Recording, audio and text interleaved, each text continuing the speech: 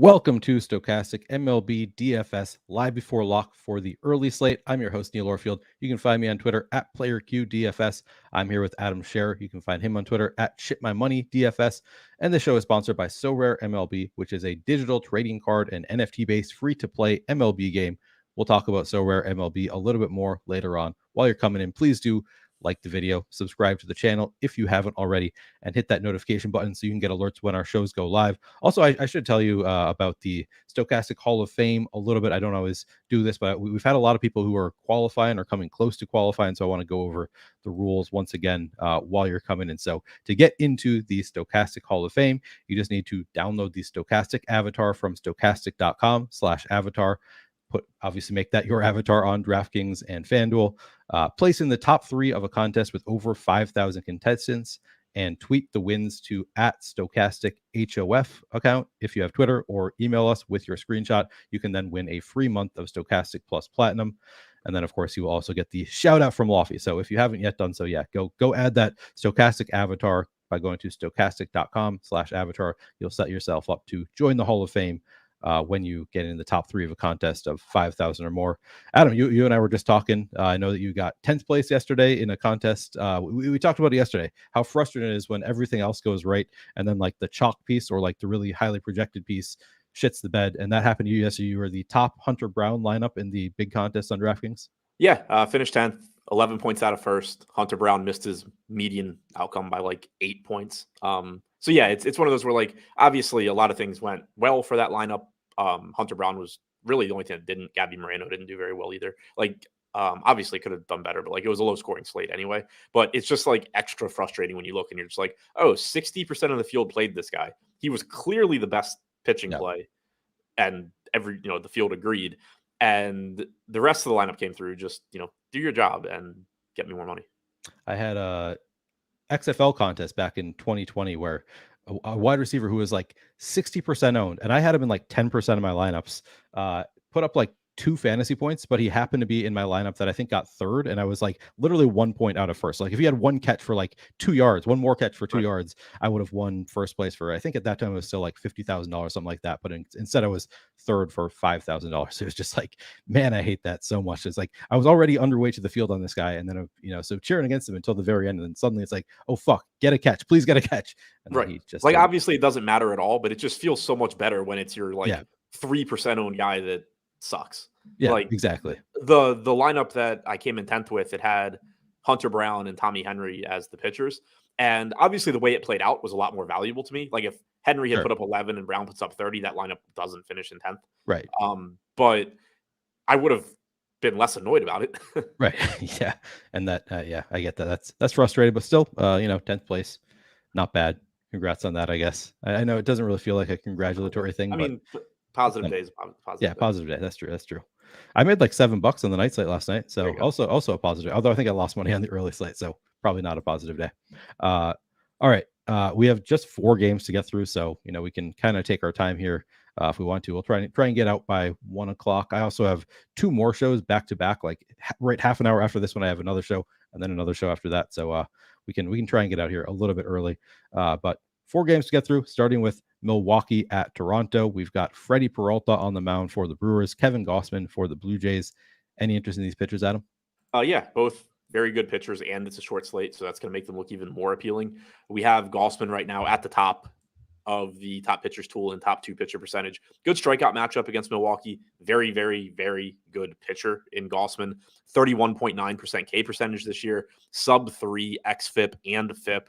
Only walking about 6% of hitters, less than 1 home runs per 9 innings. It looks really, really good for Gausman.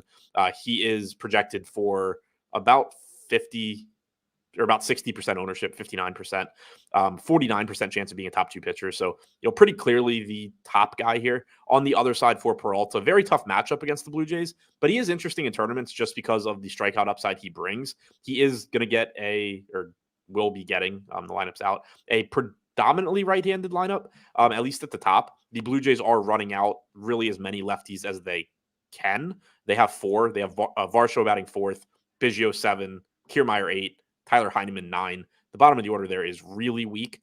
But the scariest bats in the Toronto lineup are right-handed, which typically is going to be a good thing for Peralta. So far this year, he has a bit more power to righties, 182 expected ISO. Pretty neutral going back to last year, 137 expected ISO to righties, 118 to lefties, 26% K percentage to both sides.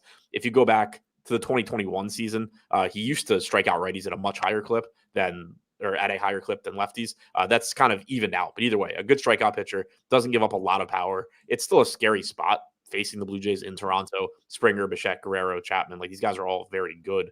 But he's only pulling 13% ownership on a four-game slate, 23% chance of being a top 2 scoring pitcher. So I am interested from a tournament standpoint, an ownership standpoint in Peralta. I'm interested in Gausman from any angle you want to mention. Okay. Oh, good. Oh, so this is the main slate apparently. Yeah. All right. How much interest do you have in the bats for Milwaukee or Toronto? Virtually none in Milwaukee. The only reason I would have interest in Milwaukee is they're facing a 60% owned pitcher. So there's always some merit there. You saw it yesterday with the Twins, one of the lowest probability stacks, but if they do well, it knocks off the highest owned pitcher.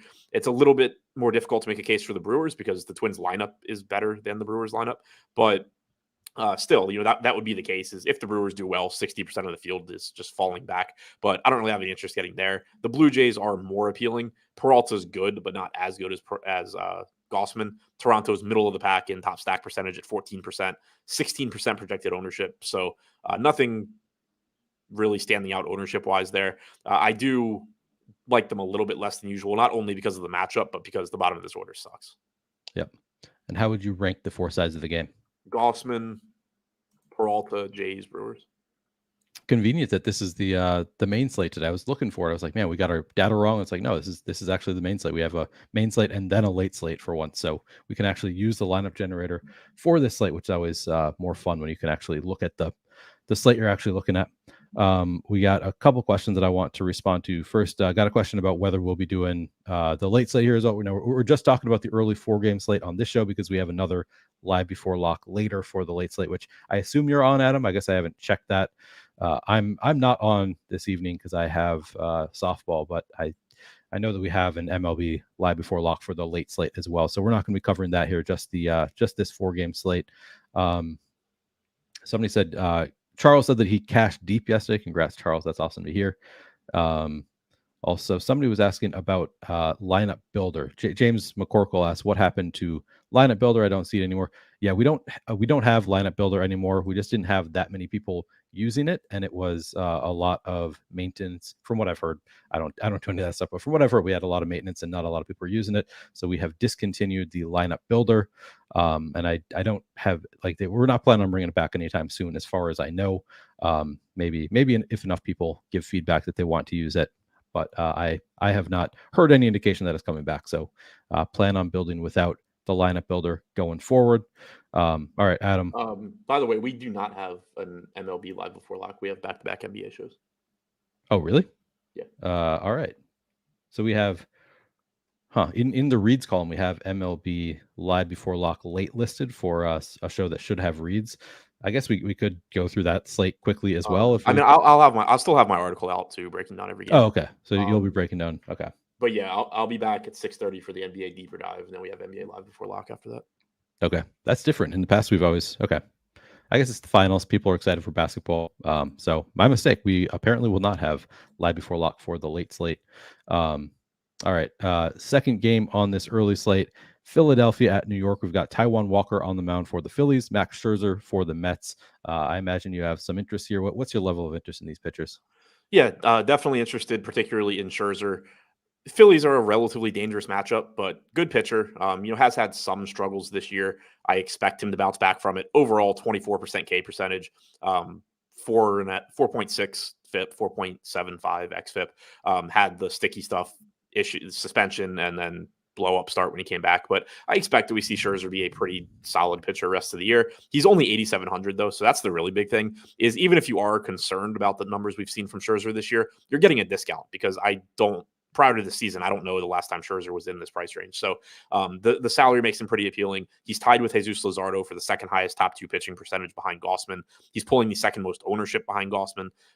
He looks good. Now, if you want to argue he's a little bit over-owned relative to some other options, I think that would be fair. If like you wanted to say that, Luzardo shouldn't be pulling 34% ownership to Scherzer's 47 when they have the same percent chance of being a top 2 pitcher. That's a completely fair argument, but Scherzer is one of the more interesting pitchers on the slate. Walker is a bit more difficult to get to. Good pitcher's park is nice.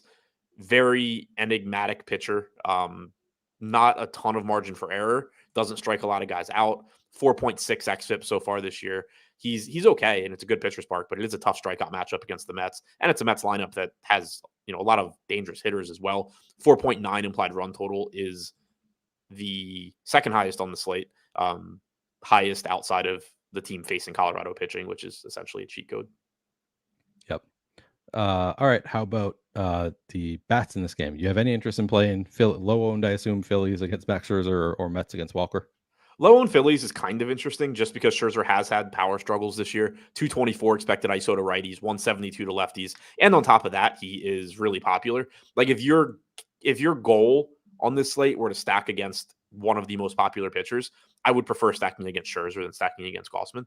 But they're still, a relatively low probability stack. They are third from the bottom in top stack percentage at 9%, but they are going under owned, 7.5% chance of being the top stack. And you add on to that the 47% ownership coming into Scherzer. It's a pretty powerful tournament stack, even though it's not going to come through all that often. The Mets look good, though. 17% chance of being the top stack is second highest on the slate.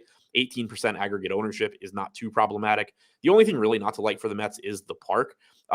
Walker is good enough that he can occasionally have those really good starts, but not a great pitcher by any stretch. 159 expected ISO to lefties so far this year, 194 to righties. Going back to last year, pretty neutral splits. 150 expected ISO, 311 expected WOBA to lefties, 316 expected WOBA to righties. So there's not you're not necessarily looking for left-handed power or right-handed power. It's more so in this spot just taking good hitters against one of the weaker pitchers on the slate, because that is one thing that stands out about this slate. We've had a couple slates recently where it's been really, really difficult to find pitchers that you like, and then you get this slate where you only have 4 games, but from those 4 games, you're getting Scherzer, Luzardo, Musgrove, Gausman, Peralta. It becomes like relatively on this slate, Taijuan Walker is a bad pitcher, even though in real life he's just kind of middle of the road. Interesting. All right. How would you rank the 4 sides of the game? Scherzer, Mets, Phillies, Walker. Lance Garrett says, I played in the $4.44 $1,000 to first early slate on FanDuel and won it. Thanks to you guys for all the great information. We also saw XX Swaggy Pete. I might have the name wrong. Swaggy Pete on Twitter also took down the mini max on the early slate yesterday. Adam, you gave great analysis for the early slate yesterday. It kind of makes you wonder how you would have done if you had just been able to get your lineups in. Yeah, me too. Especially because I know that those lineups were very Orioles and Angels heavy. But I don't know where I was on the Dodgers. I said that I was bitching to Josh all day that I hadn't gotten my lineups in because I knew that I was heavy on the Angels and the Orioles. And then as the Dodgers are hitting home runs late, I was just like, this would probably just be pissing me off and costing me so much money. Yeah. Yeah. So maybe it was for the best. Like you just weren't watching your money drop as the Dodgers did well. All right. Next game on the slate, we've got San Diego at Miami. Joe Musgrove on the mound for the Pods. Jesus Luzardo for the Marlins. Starting with the pitchers, Adam, how much interest here? Plenty of interest in both guys. Luzardo, I just mentioned, a minute ago talking about Scherzer, but $9,100, same top 2 percentage as Scherzer, less ownership. He's $400 more, but that's typically not going to be a huge issue. He's a really good strikeout pitcher, nearly a 27% K percentage this year. Walk rates at 7%, 3.93 xFIP, 3.68 FIP. Just a good pitcher facing a dangerous Padres team, but you are in Miami, a good pitcher's park, only a 3.9 implied run total for the Padres. It's a pretty appealing spot to get to Luzardo. And then Musgrove on the other side is one pitcher that I never know really what to make of him because I've always thought he should be a good pitcher, even going back to like the Pirates days when he wasn't. And then he put it together, but then you had all the huge increase in spin rate. You had all the sticky stuff issues. He came back and was terrible. Then he was good again. Now he's not been great, but he's been okay. 22.5% strikeout percentage this year, 4.28 xFIP. Overall, I think he is a pretty good pitcher that has the potential any given start to be really good. Like if he's able to control his pitches and use his curveball ahead in the count to get swings and misses, he can rack up strikeouts. So on it, like overall, I think he's just like a slightly above average pitcher probably, but still has really high upside start to start. But you're getting a good pitcher's park here, and he's only $7,300, which really stands out here. Miami's also been one of the worst offenses against right-handed pitching so far this year. Don't know if that'll, how long that will stick around, but we still don't have Jazz Chisholm. He's injured. Luis Arraez is essentially impossible to strike out at the top of the order, but you have a low K rate for Gurriel as well, but this is a pretty weak lineup in a good pitcher's park. So I like Musgrove quite a bit. He's pulling 35% ownership. He is second to $5,800 Zach Davies in top 2 value percentage. So he just looks like a really useful piece. For sure. Lorenzo Fitzgerald says, I got you at the end and finished an 8th chip. So we got one of the people who beat you in chat right now.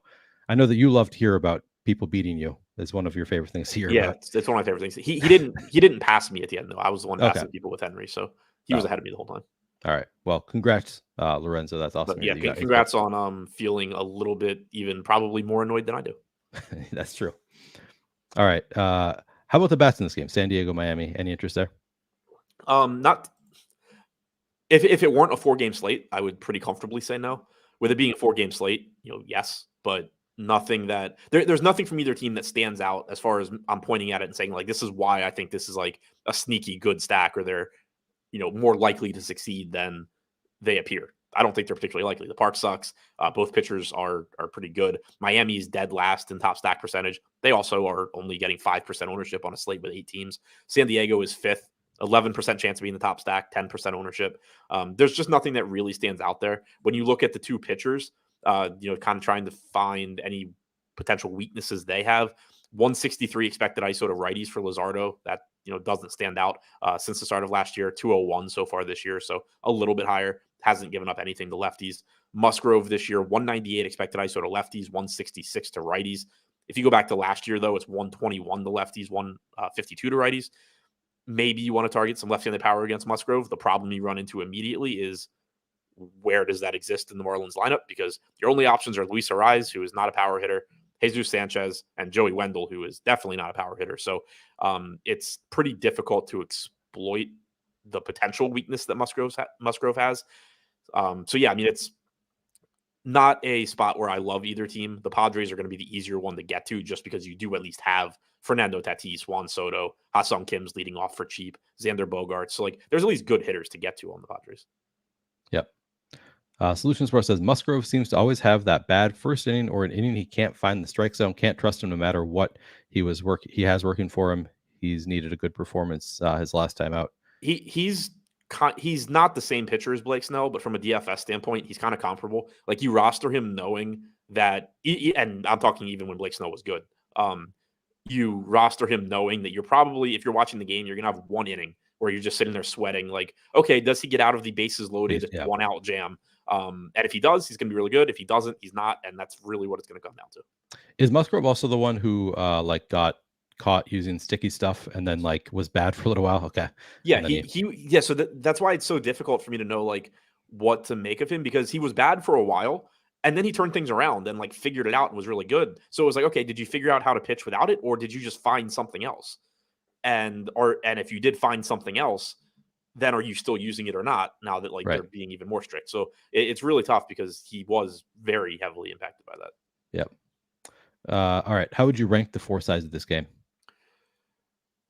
I'll go Musgrove 1 just because he's so much cheaper than Luzardo and he's facing the Marlins instead of the Padres. So Musgrove 1, Luzardo 2, Padres 3, Marlins 4. All right. We made it through 3 of the 4 games. I have yet to do an ad read, so I'm just going to briefly tell you about our sponsor, SoRare. I just put the link to sign up for SoRare into chat. You can also find it in the description of this video. But really a fun way to play fantasy baseball. I'll bring it up on the screen here. What I'm looking at this week so far in 36th place currently, so doing well. But not going to go into what we have for the slate tomorrow. We have a new slate for SoRare. We have slates to start every Monday and every Friday. So we have a new slate starting tomorrow for SoRare. Greg and I will be doing a live show. I believe right after this one, or it might be, it's either half an hour after this or 1 hour after this show. I think it's an hour after this, because I think I have my underdog show with Lofty first. But then Greg and I will be doing a So Rare show, going over the upcoming slate that starts tomorrow. So if you're interested in joining So Rare, this is a good time to join. Maybe sign up right now, and Greg and I will be going over the slate in an hour, or an hour after this show ends. Greg and I will be talking about the upcoming So Rare slate. Take a look at if there's a Coors game, if we have any aces pitching. I don't really know what's on the slate just yet. I haven't looked at it yet, but Greg and I will be checking that out. So watch our show in an hour and sign up for So Rare now. I just put the link into the description of this video. Really is a fun way to play fantasy baseball. It's not DFS. It's not season long. It's just every 3 or 4 days you have a new slate. You get a clean slate. You can start over with your cards in a new contest, and you can start playing for free right away. You can get free cards when you sign up within a salary cap. You can enter those into free contests, and then in those free contests you can actually win some of the limited cards that I have here on the screen. These are actually worth money. You can sell these on the secondary market, and you can win these in those free contests. So starting for free, you can win real prizes. So I would check it out if you haven't already. Again, the link is in chat, also in the description of this video. Really fun way to play fantasy sports, particularly on days when your DFS is not going so well. Fun to sometimes have success here. All right, Adam, on to the final game of the slate. Actually, first, Adam, have you watched the Ted Lasso finale yet? Yes, I watched it yesterday. All right, we'll do a spoiler-free review. How did you like it? How did you feel about it? I liked it a lot. I thought it was very fitting. I didn't have any issues with it. I saw somebody post a poll on Twitter asking if you thought they had done a good job with it. And the big thing that stood out to me was, like, based on Twitter, I could have just forgotten that it existed. And that to me just signals that it was probably good, because nobody was bitching about it. That's true. Nobody was talking about, which kind of surprised me. Like, for the Succession finale, which I watched a day after it came out, I was like, every time I went on Twitter, I had to like shield my eyes, because every time I would see the names kept popping up. People were talking about it constantly. Not many people talking about Ted Lasso, which surprised me. I thought it was really good. Also, this is I don't think this is a spoiler to say, I think that they potentially set up either a spinoff or a continuation of the show. Yeah, I mean, I think they set up the spinoff that I had said that I thought they would set up, like, last week. Yeah, so we may have more yet, but who knows for sure. But yeah, I thought they did really well. Really enjoyed the show. Really enjoyed the finale. All right, final game of the slate here, Adam. We have Colorado at Arizona. Connor Seabold on the mound for the Rockies. Zach Davies for the Diamondbacks. Any interest in these pitchers? Not too much. Davies is facing the Rockies. As Tommy Henry showed yesterday, you can be a AAA level pitcher and still put up a massive game against the Rockies. So Davies is really cheap if you need the savings. He's only getting 9% ownership. This is a spot where, like, on a 4-game slate, I'm probably not going to do it very often, but, like, you could conceivably do something like, you're not going to really need the savings that much, but you could still just do something like leave money on the table and play Zach Davies over Joe Musgrove, who's 4 times as popular. I don't think I'm going to do that a lot, but that is, something you can do to be a little bit different, a little bit more contrarian, because it is a really good matchup. It's not a very good pitcher, but again, doesn't necessarily matter here. This team is unbelievably bad. So the value on Davies is somewhat appealing. 15.5% chance of being a top 2 pitcher. Sort of like, again, to compare him to Musgrove, since that's who most people are going to use for value. Musgrove has a 27% chance of being a top 2 scoring pitcher. Davies is at about 15. So you're talking about basically twice as likely to be a top 2 pitcher for Musgrove, but getting 4 times the ownership. So it's a spot where I'm not just like going in there looking to just roster a bunch of Zach Davies, but if you do need to be a little bit more different within a lineup, it is a decent spot to pivot. Or a reasonable spot to pivot. So that, I guess, is my interest level in Davies, is simply he's 9% owned and he's facing an unbelievably bad team. But other than that, like, it's not like he's very good. On the other side, I don't have any interest in Seabold. He's 5,600. He's not getting any ownership, but much different matchup taking on the Diamondbacks compared to taking on the Rockies. So we have our usual, like, we want to play contrarian plays because it's easier to win with contrarian plays. Do you, on a 4-game slate, do you do anything? Do you worry any more about, like, actual dupes, like have other people having your exact same lineup? Do you do anything to avoid that? No, same process, and I don't typically have an issue with dupes in MLB. Yeah, it's never really been an issue for me, but it is, something that I've kind of wondered if I should do. I know that I have had some dupes in shorter slates in MLB. Like, it's not a huge issue, but like occasionally I'll see a lineup that I have duped, and Obviously don't like to see that. You're also more likely to get that if you do completely stack things up. I thought this was I think I agree with this statement for the most part. Chantel Ryan says 4-game slate, mix it up. Stacking isn't needed as much for a sure thing with small slates. If a guy goes off, you need him. I think that's true in general. Like stacking, I'm still doing some stacking in a 4-game slate, but I don't stack up quite as much. Like I'm not doing both a primary, like I'm not doing 5-3 stacks generally on a 4-game slate. Although I have seen people win with those as well. So I don't know if maybe it's a mistake the way that I get away from my usual construction to the extent that I do on these slates. But do you think you're going to be doing anything different on this type of slate, Adam, where you're not playing like 5-man stacks? If you're switching up your stacks at all, or going to the same? No, I still stack as much as I can. Okay, so you're doing both primary and secondary stacks? Yeah, create. The only thing I did different in terms of the stacks I created was I at least created some 4-3 and 4-2-2s, but still built way more. 5-3, 5-2, 5x. Okay, makes sense. Larry C said Ted Lasso isn't as popular. That's why Succession had like 3 million viewership. Is it really? If you had asked me which one is more popular, I probably would have said Ted Lasso. I feel like Succession is definitely more popular, but I mean, I like Ted Lasso is still popular. Like I wasn't expecting it to be talked about the same way Succession was, but I was expecting there to be like a mention of it. Yeah, no, I guess that makes sense. But I feel like in general, more of my friends have talked about Ted Lasso. I'm always the one telling my friends they need to watch Succession, whereas a lot of my friends are like, I love Ted Lasso, my favorite show, whatever. So I mean, like when Dexter First Blood ended, my timeline was bitching about the finale, and that show I'm sure was not nearly as popular as Ted Lasso. Or sure, I assume. I haven't looked, so I shouldn't say I'm sure, but I highly doubt that show was as popular as Ted Lasso, and it was still filling my timeline when it ended. Yeah, that's true. I also, this comment from Chunk today says, still haven't watched the ending of Ted Lasso yet. Slowly getting there because I don't want it to end. Honestly, been a good season. But then he says, nowhere close to Dave, though, for the record. And then he says, tell me, Adam, you are watching Dave. I'm not. I need to. I've seen like the first episode or two of the series, and I like, literally don't know what this is. What is funny, Dave? But I haven't actually watched it yet. Can you tell me what Dave is? I don't even know what the show is. Vaguely, I don't even remember like the premise of the show. I just remember it was kind of funny, or finding it funny. Not kind of funny. Like I remember it being funny.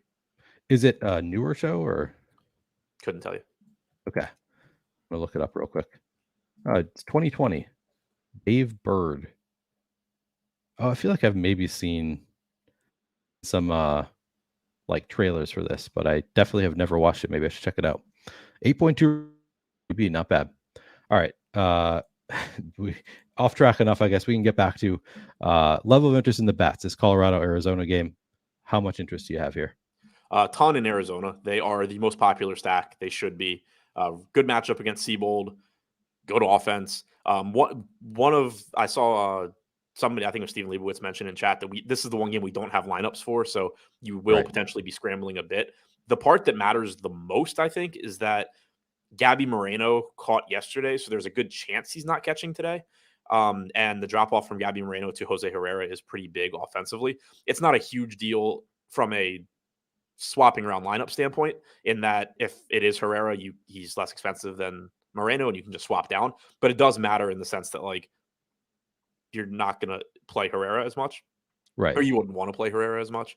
So that's kind of a tricky spot to navigate. I went ahead. We have Moreno projected in. I personally think it's going to be Herrera, but I went ahead and just crunched with Moreno, and then I'll swap around if I need to. I just thought that was kind of going to be the lesser of two evils for me. Because if Moreno is out, you don't really have good catching on this slate. So I still think that like just swapping him to Herrera is fine. But obviously you'd prefer it be Moreno. But like the reason I'm still going, I still made lineups with Moreno, even though I don't think it's going to be him, is I didn't want to put myself in a position where I crunch with Herrera and then this lineup comes out after the other games start and it is Moreno and I can't swap up to him and I'm just stuck. Right. I figured having a playing catcher is the lesser of two evils there. So that is a tricky spot, but the Arizona stack looks very good here against Seabold. Do you think that you would be more inclined to swap to the backup catcher? I forget who you said the name. Herrera. You think you'd be more inclined to swap to him and keep your stack going, or swap to the Colorado catcher? Diaz is like $1,600 more expensive than Moreno, so probably. Oh, really? Okay. All right. Yep. And if it's not Diaz, then I don't even know who Colorado's backup catcher is. But if it's not Diaz, then you're in the same situation where you just have a shitty backup catcher, and I would just go with the stack. Yep, makes sense. Darth Gator points out more people have access to HBO than Apple Plus. That is true. That's probably part of the reason for the disparity in popularity. I think I only got Apple Plus for Ted Lasso originally. I definitely only got it for Ted Lasso. I think that there. I mean, I know you watched. We both watched Shrinking, which was great. Also loved the Sly Stallone. I think that was Apple, right? Or was, maybe I'm wrong about that. Oh, it was a good show. I might be wrong about that being Apple, but anyway, I have actually since Ted Lasso forced me to sign up for Apple Plus, I have found that they do have some good programming. All right, how would you rank the 4 sides of this Colorado-Arizona game? Arizona. So I just finished making my lineup, so I'm trying to gauge the answer here, but probably Arizona, Colorado, Davies, Siebold. All right. So we've made it to the end of the slate. Before we do our end of slate stuff, I do want to take a look at MLB lineup generator, which again we do have available for this slate. So that's always fun when the main slate is the early slate. We can actually take a look at what lineups we would get for this slate using lineup generator. And I did all stack types. I did balance builds. First lineup I get here is Max Scherzer and Kevin Gausman. So 2 very chalky pitchers. Again, it's a 4-game slate though. You're gonna have to eat some chalk here. Get a low-owned Tyler Heineman at 8% projected ownership. A lot of pretty chalky bets. This is and Kevin Kiermaier at 11%. So I guess those are your kind of 2 lower-owned bats. But in general, this is a fairly chalky lineup. How do you feel about this one overall, Adam? Scherzer, Gausman, like that. Yeah, I mean it's chalky, but it's also a 4-game slate. So like, right, Kiermaier's, 10% on a 4-gamer is not super high. Heineman. Yeah, I mean, using the bottom of the Toronto order there, I think is enough to differentiate. Yep. This one also has the correlation of Kevin Gausman with that mini Toronto stack. So kind of like that correlation as well. And obviously we talk about like how much do you like these lineups with the knowledge that every lineup you're going to get in lineup generator is going to be a plus EV lineup. So we're kind of splitting hairs when we talk about it. But this lineup makes a lot of sense to me. A little bit higher owned than I think I would like prefer, but again, as we said, on a 4-game slate, you kind of have to go with projection a little bit more, worry a little bit less, maybe not worry less about ownership, but like accept that you're going to have more ownership than you would have on a 8-game slate or something like that. I should put into chat, I've got MLB lineup generators. Put the link into chat. You can get it for 50% off for your first week. So it's just $4.50 for your first week when you sign up.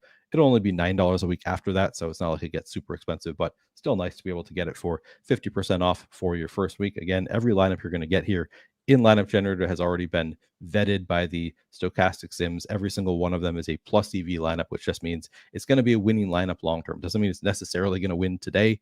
You can't guarantee anything in DFS, particularly MLB DFS, really hard to predict. But over the long term, if you play these lineups, you're going to win some money. I'm going to save this one, or you should win some. I'm not even going to say you're going to win some money, but you should win some money.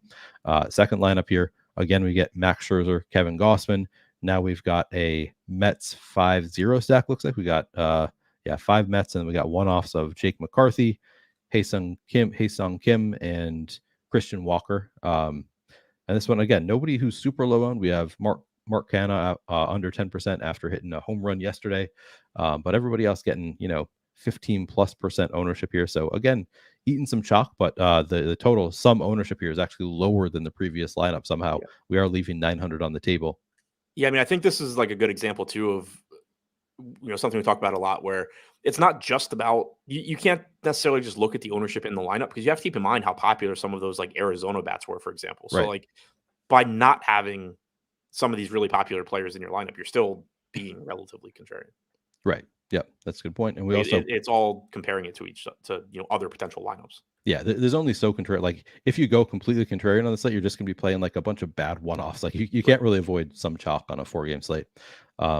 This one we also have the correlation of Max Scherzer with the 5-man Met stack, so kind of like that. Looks like a nice lineup here. I will save that one. You can see a lot of these are on the chalky end of the scale here, which I guess is probably inevitable just on a 4-game slate, as we've been saying. All right, now this lineup we do have Jesus Luzardo at 34% ownership, so lower owned in terms of the pitchers here. No real low-owned bats. We again have that 5-man Met stack with a three-man Arizona secondary stack.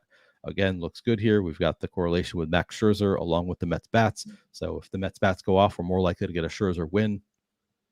Like to see that. Luzardo actually doesn't project that much worse than Scherzer. That's, I guess, he's more expensive too. So that would explain the ownership there. But looks like a good lineup. I will save that one. Yeah, we're getting to a lot of Mets lineups. So the lineup generator really likes Mets, at least when we do balance builds. Maybe it wouldn't like it as much if we did contrarian. But yeah, all these lineups look good. I'm just going to go through and save 20 lineups now, see what we have in this set. So just saving the first 20 lineups, not vetting anything. We got to 75% Kevin Gausman. We got 70% Josh Rojas, Jake McCarthy, and Gabriel Moreno. So really liking the Arizona stacks, it looks like here. Yeah, Pavin Smith as well. Just be ready for Moreno to end up being Herrera. Yep. And that would be, what do you say Herrera's price is? Is it significantly he's lower? like 20. He's cheap. He just, I mean, he can't hit is the problem. Right. The reason it's such a tricky spot, and the only reason I even mentioned it is that, like, if it were just like we don't know which random catcher it's going to be, that would be fine. But Gabby Moreno can actually hit, and Jose Herrera absolutely cannot. Right. Like if Gabby Moreno were confirmed catching, he should just far and away, along with Francisco Alvarez, be the most popular catcher on the slate. But so like he's going to show up a good amount if you make lineups with him in, and you're going to just end up getting a guy that projects for a sub 100 ISO. But I still think that's kind of the lesser of two evils. Yep, that makes sense. I had a comment on that, but I'll read this. I am the Kai asks, what percentage of lineups is your highest owned batter in? For me, it varies slate to slate. Like a lot of times on larger slates, I'll set a cap at like 30%, sometimes even like on a 13 game slate. If I were doing 150, I might set my cap on bats at like 25%, something like that. So it can be lower on those, but on a slate like this, I'll probably set my cap on bats somewhere like 50%. I don't even know what it'll be. What do you think, Adam? Who do you think your highest owned bat? What percentage of your lineups will they be in? I don't even have a guess right now. I'll know in like a couple of minutes. I'm finalizing stuff now. Okay, so we maybe will be able to get back to you on that.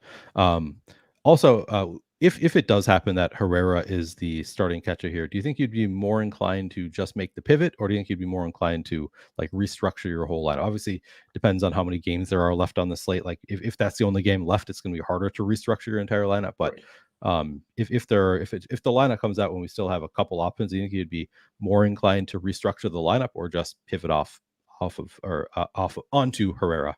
Probably just swap to Herrera. Okay, makes sense. All right. So anyway, check out Lineup Generator if you haven't already. Again, these are all plus EV lineups. They've already been vetted for you, and I just put the link in the description. You can get your first week for 50% off. Great deal there. All right, Adam. Going back to this slate, you're entering a 3 max contest. You want to play 3 different stacks. Which 3 stacks do you think you'd go to? Arizona, probably Arizona, Mets, Colorado. They're top 3 in top stack percentage. They're showing up a lot in the lineup generator. Yep. None of the ownership looks particularly concerning for them. Right. Yeah, I was going to say, I think those are the ones we were seeing the most in lineup generator as well. So that's good when you are aligned with lineup generator. You know you're doing something right. Einsteinium asked favorite secondary stack for today. So do you have is it any different for you? Like, are there any teams that you really like, just like 2 or 3 of the bats? I think the Padres are an interesting secondary stack because you can just grab like some combination of Tatis, Bogarts, Cronenworth, Dixon, Soto. So like you can get 2 or 3 good hitters, but not have a full stack against a good pitcher in Luzardo. Is Soto going low owned at all because he's lefty on lefty? Let's see. Got Soto at, where is he? Yeah, just 5.9% ownership on Soto going up against Luzardo. Obviously, it's in Miami, lefty on lefty, so kind of makes sense. But 4-game slate, Juan Soto in the 3-hole going for 6% ownership is that's intriguing there. Yeah. All right. Do you have 3 favorite pitchers? Gausman.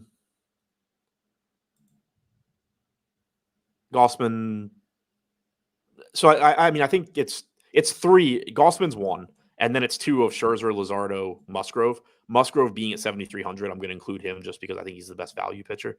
And then I think Scherzer projects a little bit better. He's going to be more popular. I like Luzardo a little bit more as the tournament pivot. Okay. All right. I just remember that Ryan did want us to look at lineup gender for FanDuel as well. So we will do that too. Take a look at lineup gender for FanDuel. But first, let's give our home run picks first, Adam. Do you have a favorite home run pick here? Probably somebody from the Diamondbacks. I'll go Corbin Carroll. Number one in our tool is actually Pete Alonso. That's kind of interesting. Trying to see if there's anybody that I like, that I feel more comfortable with than Pete Alonso. Or if I could just go with Christian Walker in that same matchup with Connor Seabold. I'll just go with the tool. I'm going to go with Pete Alonso as my home run pick.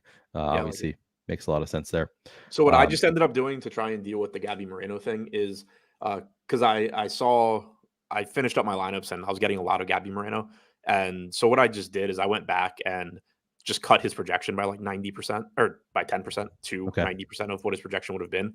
So it's closer to what Herrera's projection will be. It's a little bit higher than Herrera, but also Moreno's more expensive. And then I reran it. And so now I'm still getting Moreno. I'm still getting Diamondback stacks, but I'm not just getting Moreno jammed in everywhere. Okay.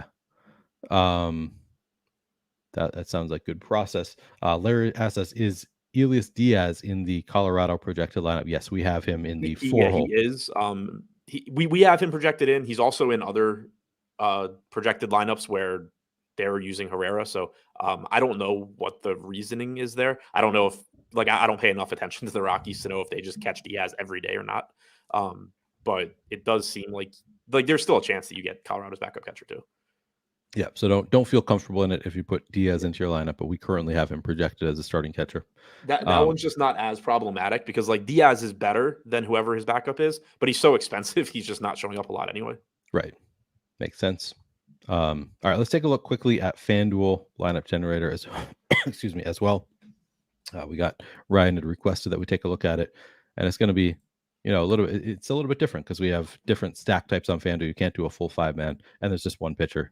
What do you think? Should we do chalky, balance, or contrarian? I know that we usually do balance. Do you want to just do that again? I want to see what contrarian looks like on a 4-game slate. Yeah, I do too. All right. Not going to lock anybody. All right. So first lineup, we still have Kevin Gausman as a pitcher, 39% projected ownership on Gausman, so fairly chalky there.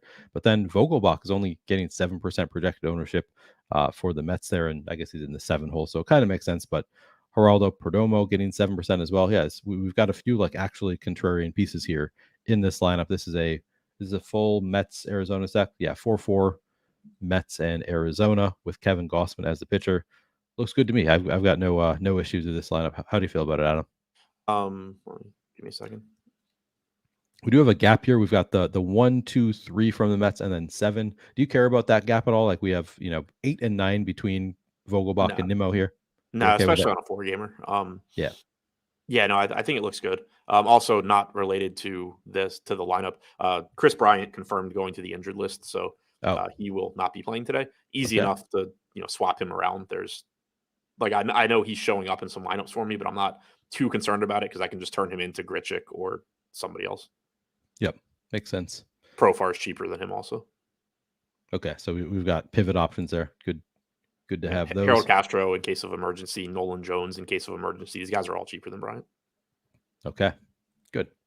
All right, let's take a look at the next lineup. So this one is Mets and Arizona. Next lineup is Arizona, Colorado, and this is, I guess it's not in Colorado, but getting Tovar at 5% ownership. That's pretty nice. Brings down the some ownership quite a bit. Diaz at 10% ownership. Again, we have to make sure he's actually in the lineup there. But if he is, we got a full game stack here with Colorado, Arizona, and then Gausman, probably the best pitcher on the board. Do you have a favorite FanDuel pitcher, Adam?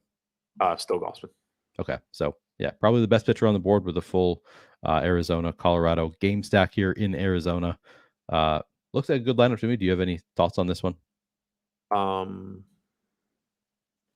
Sounded good when you were talking through it. No, it looks good. I mean, the Diaz piece, 20. So he's going to show up more on FanDuel probably just because he is so cheap. But at least on FanDuel, you can swap him easier. You can get to probably a first baseman. I don't know exactly who is first base eligible on FanDuel, but I assume that there's something you can do there. Plus, you have the flexibility there of, swapping stuff around with the Arizona pieces also. So I'm not too concerned about that. And I do think that he's a good contrarian play if he's in the lineup, because he is probably hitting in the middle of the order. So you actually do not have a first baseman in the projected lineup for the Rockies. Wow. Okay. On FanDuel. So that's annoying, but you can. So Pavin Smith is $100 less than Diaz. Christian Walker is $500 more. So you have 2 first base options from the Diamondbacks if you wanted to swap things around. Like in this particular lineup, if Diaz is out, I think you probably move Corbin Carroll to the outfield. Wait. Yeah, no, I think you just make, in this lineup, you just make Diaz, Pavin Smith. Okay. Yeah, that makes sense. And the nice thing about having you have 5 Diamondbacks then, but just switch an outfielder to a Rocky or something. Yeah. The nice thing about having the full game stack here is that you have a lot of flexibility and just switching up your entire lineup, with this being the last game, the only game where we don't have lineups out. Yes, Mini Dick has Bryant definitely out because he went on the injured list. So yeah, he's definitely not playing today. All right, I'll save this one. Yeah, this one, as you can see here, the ownership not all the way to the left like we were getting when we did balance builds. This this, and as far as the swapping goes, this lineup, you can just turn you make Smith, you make Diaz into Smith, you make Gurriel into Randall Grichuk, and you're good to go. Yep. All right. This one looks good. Arizona, Toronto, full stack here, 4-4 stack with Jesus Luzardo as your pitcher. Now we get a Mets. No, this is what is this? A 4-3 stack? Yeah, this is a 4-3 Arizona Mets stack with a one-off of Xander Bogaerts. That one looks good to me. And Kevin Gausman is the pitcher. All right, I'll go through and save what we're getting here. And now we see, damn, this one, even with the contrarian build, we're getting to 95% Kevin Gausman. Just because it's so easy to get contrarian with the bats here. Gausman just looks that good. So, kind of surprised me a little bit. Does that surprise you at all that we get 95%? So 19 of our 20 lineups have Kevin Gausman? Not really. Just I think he does look really good. Why did my lineups just not work?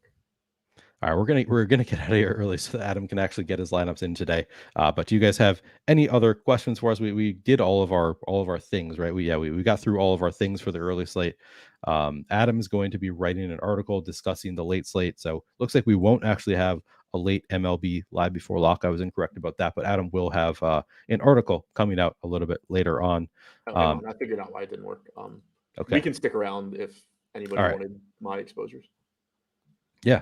Do you have them already or no? I'll have them in 30 seconds. Okay. My upload didn't work because I am incapable of copying and pasting correctly. Okay. Yeah. So it wasn't anything difficult. You need ChatGPT to copy and paste for you. So on DraftKings, Gausman's my highest owned pitcher, actually getting twice as much Scherzer as Luzardo, which kind of surprises me, but whatever. So getting to 86% Gausman, 54 Scherzer, 24 Luzardo, so a big gap there. 20 Musgrove, 10 Davies, 6 Peralta. As far as offenses go, my highest owned hitter is 40% Dalton Varsho. Next highest owned hitter is 32% Lindor. Getting to the top, getting kind of like I talked about, like I expected to. It doesn't look like I'm getting a lot of full Padres stacks, but I do have 32% Ha-Seong Kim and 28% Fernando Tatis at the top of the order. So just grabbing those one-offs. Gabby Moreno showed up 8% for me, so I don't mind swapping that to Herrera. Alvarez, my highest owned catcher, which I like.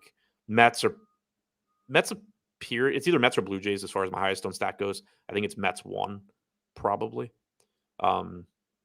Seems like I'm getting to the Diamondbacks, but not as much as the field, so that's terrifying, but whatever. Getting around 5 to 10% on Brewers bats against Gausman. So I do like that as far as a lineup set goes. Gausman far and away my highest owned pitcher, but where I don't have him, I am stacking against the most popular pitcher on the slate. Nice. Do you see that we got the Rockies lineup? Yeah, I haven't obviously edited anything for it, but right. I mean, it's good. We got Diaz in the lineup, so we already had Diaz as a starting catcher, so that's good to see. No Randall Grichuk, Stephen Lewis points out, so we're gonna have to get him out of some lineups. Ryan Carter has, so first of all, I'll say, so you and I have like very different processes for MLB, but it sounds like we end up with about the same exposure to the high end bats, like our cap. Even though you don't set a cap, you end up with about the same as where I end up setting my cap. So that's good to hear that you're getting about 40% of your top bat, at least currently, as we're getting. Yeah, and I think I've mentioned it on shows before. That's actually one way that I try and gauge my process. Because like you said, I don't manually set caps on anything. I just do a bunch of stuff and then see what comes out of it. So that is whenever I'm making especially if I'm like changing stuff in my process or tweaking stuff, I do try and pay attention to that. And it can be a little bit more difficult on, a 3 or 4 or 5 gamer because you're naturally going to get higher exposures. But sure. If what I end up playing is naturally cutting off somewhere around 30% for my highest owned hitters. Today Varsho's 40, but every other hitter is 32 or less. If it's naturally cutting off around 30%, that typically tells me that I'm doing something right, because that's the point where, basically, if you make any hitter 30% or like over 30%, you can make a case for just blindly fading them, essentially. Yep. So when they're showing up like 30% and lower in what I'm playing, it is typically a pretty big sign to me that I can be comfortable with my process as a whole. Yep, makes sense. Grichuk out, Blackman's in, so that's a pretty easy swap. True. Ryan Carter asks, how can you move a lot of lineups into DraftKings if you're doing 20 max or 150 max? Is there an easy way to fill out the lineups from Fantasy Cruncher or Lineup Generator? Yeah, you can. You export the lineups to a CSV, and then you go into the DraftKings. You go into DraftKings, download the CSV for your contest from DraftKings, and then just copy and paste, which is where I messed up a minute ago. Yep. So you just go to DraftKings lineups. You can export your lineups from DraftKings. You can export your placeholders from DraftKings. Export your lineups from, like, if I here, hang on, I'll pull up Lineup Generator. Go into Lineup Generator. So this is on FanDuel, but it's the same process. So you can see here I've just created 20 lineups. You can just export to CSV here. So if you click this button, it's going to come out as a CSV, so an Excel file, and you can just copy the lineups straight from that CSV into your DraftKings file and then upload them onto DraftKings.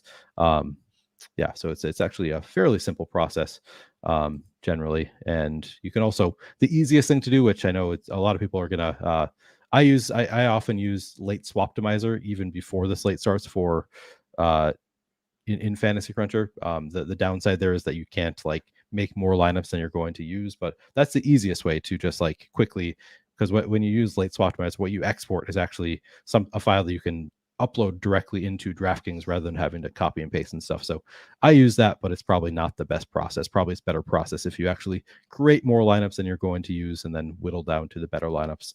But that is a different approach. I'm a little nervous that I'm not getting to more Arizona. Not like, I mean, obviously I'd be nervous anyway, because it's a really good spot. My concern is like, did me cutting Moreno's projection just like nuke a bunch of my Arizona stacks? But I think it's probably just that Arizona is the most popular team, and I'm playing, the second most popular teams. Yep. Phil, still, can you export into reserve stuff? Yeah, it's the same process of like. I don't know. I know you used to not be able to. I think they changed that recently. I'm almost positive they changed it recently. As a general rule, I just put a dummy lineup in instead of reserving, because I reserve. So I know you can. I do reserve lineups, so I know you can. Oh, okay. I'll say I stopped reserving lineups after the time that I reserved the lineup, and then just totally forgot about it. Yeah. No, it's the same process of you export it, the reserved lineups from DraftKings. You're going to get a file the same way you do, like if you had if you had actual lineups in there, and then you just as Mini Dicka says, yes, go to lineups, edit entries, and then you can export that file. And it's the same process with reserved lineups. That's a new-ish thing, like within the last year or two. Yeah. Yep. You're right. Yeah, I used to not be able to do it. That's true. But you've always been able to reserve, but you couldn't CSV edit. Yep. All right. I think that we have made it to. Do we have any other questions or anything? I think that we've covered everything we needed to cover. So we'll give ourselves, 5 minutes, 7 minutes to get our lineups finalized here. I'm back in half an hour to do an Underdog NBA show with Lofty, followed by then a So Rare MLB show with Greg back to back. Half an hour after this show ends, I'll be doing those two shows. Adam, you're going to be back for NBA Deeper Dive, it sounds like. Yeah. And you have an MLB article coming out later today that's going to cover that late slate. So if you have questions about that one, Adam's going to answer them in his article. Anything else you want to say, Adam? Yeah, again, I'll have that article out. So just check my Twitter. I'll tweet it out. It'll probably be like, I don't know, 2:30-ish. Check my Twitter, click the link there. That'll work.